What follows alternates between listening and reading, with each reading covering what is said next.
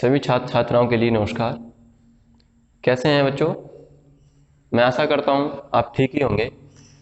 हमने पिछली वीडियो में कक्षा 7 के लिए विज्ञान विषय में जो चैप्टर पढ़ा था, हमने पदार्थ की संरचना एवं प्रकृति, उस पार्ट का जो है लास्ट बिंदु जो मैं आपको पढ़ाने जा रहा हूं, मैग्नेट, चुंबकत्व। बताया चुंबकत्व के आधार पर पदार्थों का वर्गीकरण, मतलब चुंबकत्व के आधार पर पदार्थों का वर्गीकरण।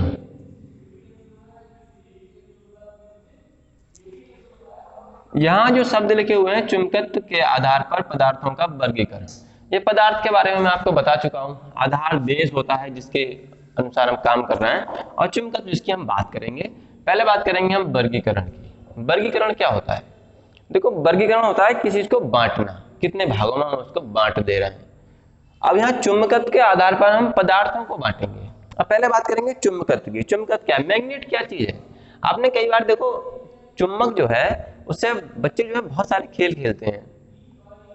आपने ऐसा भी सुना है और कई बार बोलते भी हो, लेकिन ऐसा है नहीं वास्तव में। जब तुम थोड़े बड़े हो जाओगे या 10th 12th में पहुंच जाओगे तो आपको उस चीज का ज्ञान हो जाएगा। वास्तव में ऐसा नहीं है, लेकिन कुछ थोड़ा सा उसमें ऐसा है जो मैं बताने जा रहा हूं आपको। जैसे आपने कई बार सुना है कि लोहे की एक छड़ को हम ट्रेन के पहिए के नीचे लगा दें तो चुंबक बन जाती है। ऐसा नहीं है।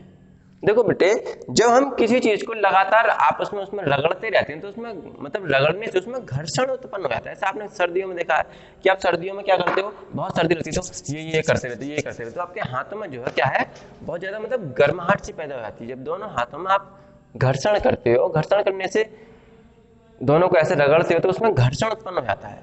जब घर्षण उत्पन्न हो जाएगा तो उसमें क्या है, आपका ऐसे लगेगा आपको एनर्जी, हीट पैदा होगी। तो वैसे ही लोहे में अगर दो लोहे की छड़ को लगातार आप रगड़ते रहोगे तो उसमें घर्षण, अट्रैक्शन की कुछ क्वालिटी उत्पन्न हो जाएंगी, जिससे वो सामने वाली चीज को, अपने से छोटी चीज को अपनी ओर आकर्षित कर लेगा। यही चुंबकत्व है। अब हम बात जो करेंगे, इसको हमने 3 भागों में बांटा है, मतलब चुंबकत्व को। नंबर 1 पृथ्वी चुंबकीय पदार्थ,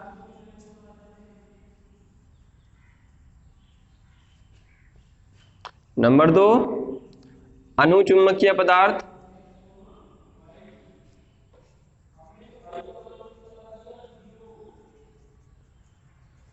और नंबर 3 है लोह चुंबकीय पदार्थ।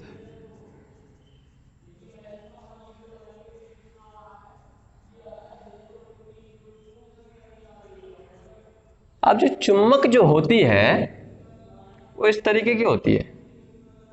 इसके 2 पोल होते हैं, एक तो नॉर्थ और एक साउथ।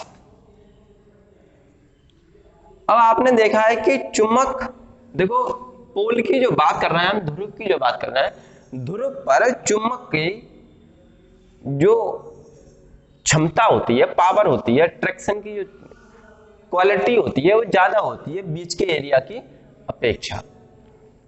मतलब चुंबक किसी चीज को अपनी ओर अगर खींचता है, अपनी ओर आकर्षित करता है, तो उस गुण को हम चुंबकत्व कहते हैं। मतलब ये चुंबक है, आपने मान लीजिए अब इसको, ये किसी भी छोटी सी लोहे की छड़ को अपनी ओर खींच रही है, तो वह जो उसका गुण कहलाएगा वह उसका चुंबकत्व कहलाएगा। उसको क्या कहेंगे हम? चुंबकत्व। अब दूसरी बात करें, जैसे आपने कई बार देखा है कि आप क्या करते हो, एक छोटी सी चुंबक लेके आते हो और उसको मेज के, लकड़ी की मेज के नीचे लगा देते हो और उसके ऊपर छोटे छोटे लोहे के टुकड़े रख देते हो, तो नीचे हिलाते तो ऊपर के टुकड़े भी हिलते हैं। तो मतलब चुंबक के चारों ओर का वह क्षेत्र, चुंबक के चारों ओर का वह क्षेत्र जिसमें चुंबकत्व का, चुंबक के गुणों का अनुभव हो, अभाव हो, या उनको हम महसूस कर सकें, वह आपका चुंबकीय क्षेत्र कहलाता है। वह क्या कहलाता है? आपका चुंबकीय क्षेत्र। अब बात करते हैं हम पृथ्वी चुंबकीय पदार्थ की। पृथ्वी चुंबकीय पदार्थ में क्या होता है? वे पदार्थ जिन्हें चुंबकीय क्षेत्र या चुंबक के पास ले जाने पर, वह पदार्थ जिनमें चुंबकीय क्षेत्र या चुंबक के पास ले जाने पर वे चुंबक में नहीं, तो चुंबक में नहीं चिपकते, बल्कि उनको अपनी ओर प्रतिकर्षित कर लेते हैं, उनकी ओर प्रतिकर्षित हो जाते हैं। आकर्षित और प्रतिकर्षित दो चीजें यहां पढ़ेंगे, चिपकते नहीं है बल्कि प्रतिकर्षित हो जाते हैं उनसे। जो प्रतिकर्षित हो जाते हैं वो होते हैं आपके जस्ता,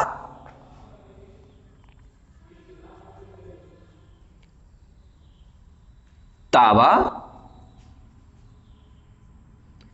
जल, पारा आदि आदि। ये तो हमने बताया आपको कि जस्ता, तावा, जल या पारा, इनमें कुछ देर के लिए ऐसा महसूस होगा इसमें चुंबक का अनुभव हो रहा है, लेकिन कुछ समय के पश्चात ये अपनी स्थिति में पुनः वापस आ जाएंगे, मतलब आकर्षित नहीं होंगे, जबकि वो प्रतिकर्षित हो जाएंगे। प्रतिकर्षित कुछ समय के लिए काम होना, आकर्षित बहुत लंबे समय के लिए काम हो जाना, ये आपका है प्रतिचुंबकीय पदार्थ। दूसरी बात दे रखी है अनुचुंबकीय पदार्थ, मतलब वे पदार्थ जो चुंबक के पास ले जाने पर, वे पदार्थ जो चुंबक के पास ले जाने पर चुंबक में मामूली सा आकर्षण, चुंबक में मामूली सा आकर्षण उत्पन्न करते हैं या पैदा करते हैं, वह आपके अनुचुंबक। मतलब अणु का मतलब ही क्या है? अणु, छोटा सा, थोड़ा सा। प्रति का मतलब क्या है? दूसरी ओर जाना। और लोह का मतलब क्या है? लोह पुरुष।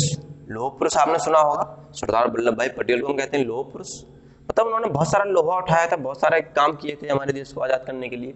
वैसे ही लोह में जब बात करेंगे तो वो मतलब बहुत मजबूत होगा, ज्यादा भारी काम कर लेगा, ज्यादा देर तक अपना कार्य करता रहेगा। अणु में थोड़ा सा, पृथ्वी में दूसरी ओर जा रहा है, उनका कोई बेस ही नहीं है अपने आप में, थोड़ी देर वही काम कर रहे हैं। तो मतलब जिनमें थोड़ा सा अनुभव आपके लिए हो तो वो आपके कहलाते हैं आपके अनुचुंबकीय पदार्थ। जैसे आपका है सोडियम, मैग्नीशियम, एल्युमिनियम और ऑक्सीजन। सोडियम, मैग्नीशियम, एल्युमिनियम और ऑक्सीजन, ये सबके सब आपके क्या है? अनुचुंबकीय पदार्थ हैं। अब बात करेंगे हम लोह चुंबकीय पदार्थ की, मतलब वे पदार्थ जिन्हें बाह्य चुंबकीय क्षेत्र में ले जाने पर बहुत लंबे समय तक चुंबक का अनुभव हो, बहुत लंबे समय तक चुंबक का अनुभव हो, या वो अपनी ओर उसको आकर्षित कर ले। ऐसा मान लीजिए चुंबक है छोटी सी और लोहे का टुकड़ा है बड़ा, ट्रेन की पटरी पूरी गोदावरी से लेकर गंगेश्वर तक जा रही है, जम्मू कश्मीर से लेकर मुंबई तक जा रही है। अब छोटा सा लोहे का टुकड़ा, तो वो उसको थोड़ा खींच चलेगा, वो उसकी ओर आकर्षित हो जाएगा, इसका वजूद ज्यादा उसकी ओर खींच जाएगा वो। तो वह जब उस पर चिपक जाएगा, रुक जाएगा, तो लंबे समय तक कार्य करेगा। ऐसे सभी पदार्थ जिनमें चुंबक का अनुभव बहुत लंबे समय तक आपको महसूस हो, वो सब आपके लोह चुंबकीय पदार्थ कहलाते हैं। जैसे आपका लोहा है, निकिल है, कोबाल्ट है, मैग्नेटाइड है, ये सारे के सारे लोहे में लोहा चुंबक को उसको चिपका। ऐसे तुमने कई बार देखा होगा, ये लोह चुंबक समझ गए आप, मतलब जिसमें लंबे समय तक आपको चुंबक का अनुभव वो आकर्षित कर ले अपने आप को। लोहा, मैग्नेटाइड और कोबाल्ट, ये सब आपके लोह चुंबकीय पदार्थ हैं। अब देखो मैं बता दूं आपको, लोह जो चुंबक जो होती है, ये आपकी मान लीजिए ये पूरी चुंबक है, इसके दो सिरे हैं, नॉर्थ और साउथ, दो पोल हैं, दो ध्रुव हैं। अब मान लो बेटे इसको आपने यहाँ दूसरी चुंबक लाई, ये जस्ट अपोजिट कार्य करती है एक दूसरे के, सेम डायरेक्शन में कार्य नहीं करेगी।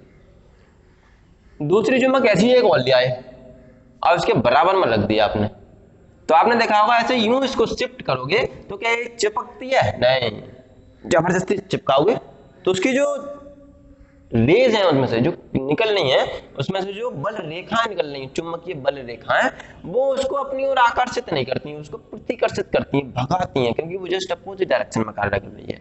जैसे ही उसको आप छोड़ोगे तो वो यहां चिपकने की बजाय यूं पलटकर इसके ऊपर चिपक जाएगी, फिर उसकी दिशाएं सेम हो जाएंगी। ऐसे अपने यहां लगाए, ठीक, अब इसकी दिशाएं अपोजिट है, और जैसे छोड़ोगे आप इसको यूं में आएगी और ये झट से यूं हो जाएगी, तो मतलब उसकी दिशाएं क्या है? सेम हो जाएंगी और उस पर वो चिपक जाएगी। चुंबक का यह कार्य है। अब इस चैप्टर में ये आपका लास्ट बिंदु था। इस चैप्टर के जो आपके अन्य क्वेश्चन आंसर हैं वो मैं आपको पीडीएफ में, इसी चैप्टर की पीडीएफ में सारे के सारे क्वेश्चन दे दूंगा, तो आपके दो चैप्टर जो है खत्म हो जाते हैं। आपके जो एग्जाम में आने हैं वो दो ही चैप्टर तक का सिलेबस आना है। अगला चैप्टर एग्जाम तक हो जाएगा, लेकिन आपको जो एग्जाम के लेवल से पढ़ना है वो पहला और दूसरा आपका चैप्टर हटा दिया गया है, तीसरा और चौथा ही पढ़ना है। ठीक है, तो ओके, गुड बाय।